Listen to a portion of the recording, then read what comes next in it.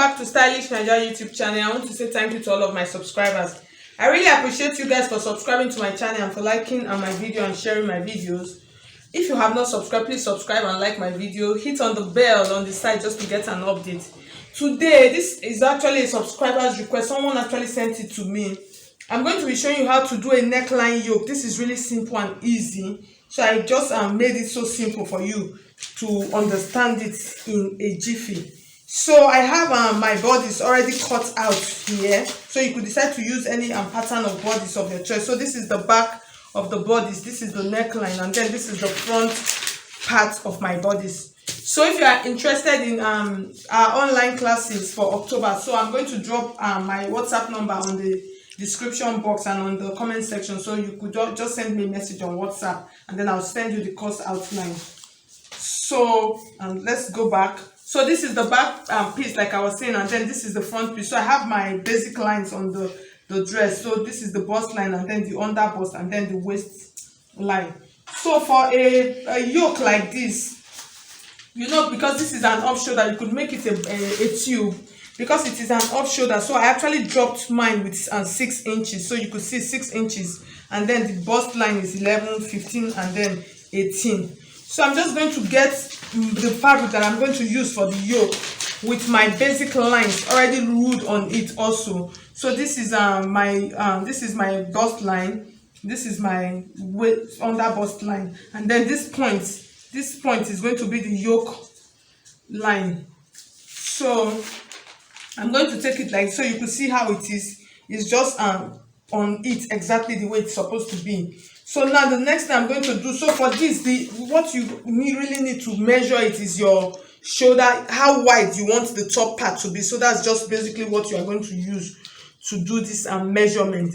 So what I actually have here is 6 inches. So you are going to consider the shoulder measurement, or how wide you want your yoke to be. So for this, and her actual measurement is actually 7 inches.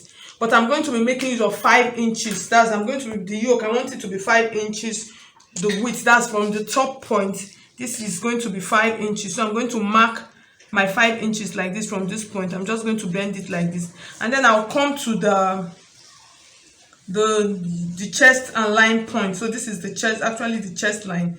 I'm going to reduce it. I'm just going to reduce it by 1/4 of an inch. So I'm just going to slant it like this. And when I get to my bust line, you are going to use your bust circumference for this.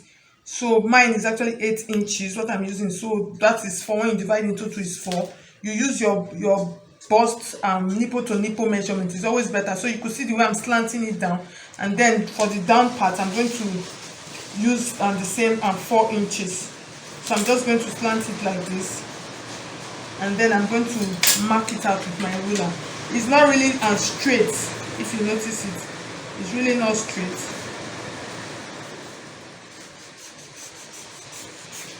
So you could see the curve that I have. So you could decide to make this top part how wide, however you want it to be. So this is it. So I'm going to measure out the neckline now. So for the neckline, so you are going to determine so the yoke, the distance that I use is actually 6 inches. So that is why you see I have this 6 inches here. That's from the chest line to the neckline. That's 6 inches. So I'm going to measure out the neckline measurement. And for the neckline, I'm going to you can make use of between 3 inches and 3.5. Depends on how wide you want the neckline to be. So this is my 3.5 inches, and then I'm going to come down by 2 inches. You could do 2.5 or 2 inches because it is actually high. So I'm just going to use my curve now to curve it out. So I'm going to curve it out like this. And then for this point, I'm going to slant this point like this. So you could use 1/2 inch just to make it fit and properly. So I'm going to use 1/2 inch to slant out this point. So this is just basically my neckline yoke. So you see it is really simple and easy. And then for the back piece, because you are going to be putting a zipper at the back, you are going to get another fabric, and then you add your zipper allowance to it. So you are going to cut both the back and the front together. But if the back neckline, so for the back neckline, you could decide to make it higher or deeper. So it depends on what you actually want for the back neckline. But the yoke, has to be the same measurement. So I'm just going to cut it out now.